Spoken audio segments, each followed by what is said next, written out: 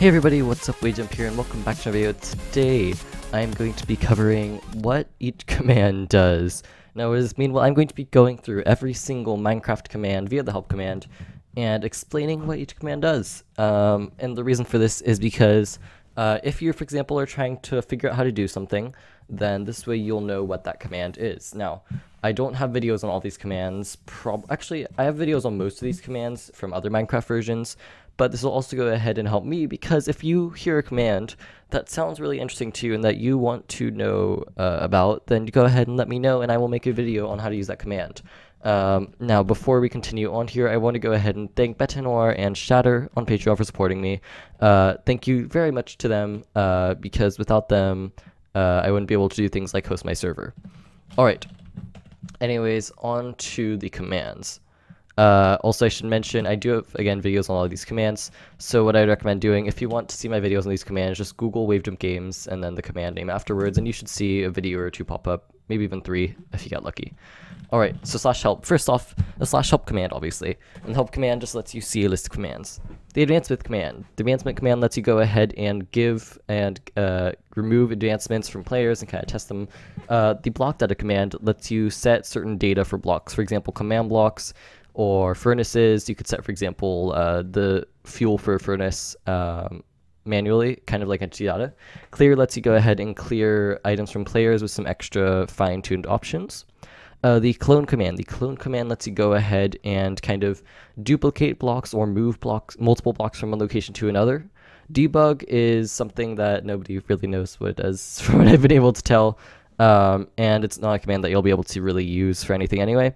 Default game mode will go ahead and let you set the default game mode for that world. So for example, when a new player spawns in, you could have him automatically spawn in survival mode.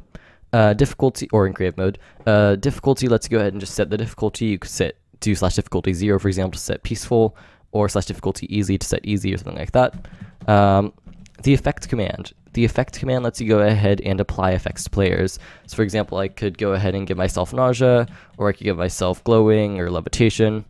The enchant command allows you to go ahead and enchant items fairly simply.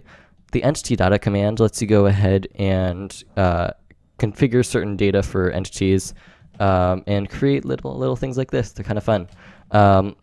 The execute command lets you go ahead and run commands as if you are that entity, or from that entity's location specifically. Specifically, I do actually have multiple videos on that one, 3 of them, actually, I think by this point, maybe even 4. The fill command, that lets you go ahead and fill in certain areas with blocks. Function command lets you go ahead and run functions, which are basically text files that are filled with commands. Game mode lets you go ahead and set your own game mode fairly simply.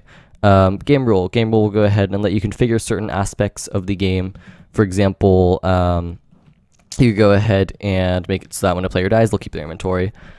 Give will let you go ahead and give players items. The help command will let you go ahead and see this, as I already said. The kill command will let you go ahead and configure and kill certain entities. For example, I could kill every entity that's not a player, or kill myself if I just leave it blank, which sounds morbid, but it is what it does.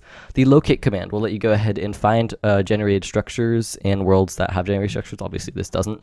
The /me command outputs text like this. The particle command lets you go ahead and put little colorful particles in places. For example, you could make it look like there's an explosion. When there was in fact no explosion, you just play the particle. Page 4, the play sound command. The play sound command lets you go ahead and of course play sounds fairly simply. Again, I also have a video on that. The publish command will let you go ahead and make your world a land world. Same thing as going open to LAN, but you don't configure the options as much. The recipe command will let you go ahead and give players recipes to put in their recipe book in 1.12. The reload command goes ahead and just reloads all the loot tables, advancements, and functions. The replace item command will let you go ahead and set any player entities or blocks slots. For example, I could set my my heads or my armor slots to specific things. I could put glass on my head, for example. The say command does this. the scoreboard command lets you go ahead and do a lot of different things. It lets you go ahead and store and retrieve data. It lets you go ahead and set certain teams with different information. For example, whether or not you could hurt members of your own team and different name colors. And it can be used in it could be used for many things. The seed command can go ahead and be used for checking the world seed. The set block command lets you go ahead and set a single block. Set world spawn sets the world spawn, meaning where you first spawn in, right where you're standing, or you could input certain coordinates if you want the world spawn to be right there. Spawn point will let you go ahead and set player spawn points. If you just, yeah, I'm actually not going to go in depth with these because I realize I'm just telling you what they're doing. Spread players lets you go ahead and spread players out over a certain distance. Stats lets you go ahead and see certain information about entities and blocks in conjunction with scoreboard. It's fairly complicated, but I do have videos on that one, I believe, or at least a video on that one. The stop sound command lets you go ahead and stop sounds fairly simply. The summon command lets you go ahead and create an entity out of nowhere. The teleport command lets you teleport entities, and it's actually different than the TP command based on, I believe, yeah, based on certain coordinates. It's a bit confusing, but anyways, the tell command will go ahead and tell players certain information. For example, if I wanted to, say if I had my other account on, I could do /tell Wavejump games message, and then in chat it would say something like Wavejump, Wavejump YT whispers to you message, and you go ahead and whisper back and forth messages. Tell raw will let you output text in chat, for example, like this.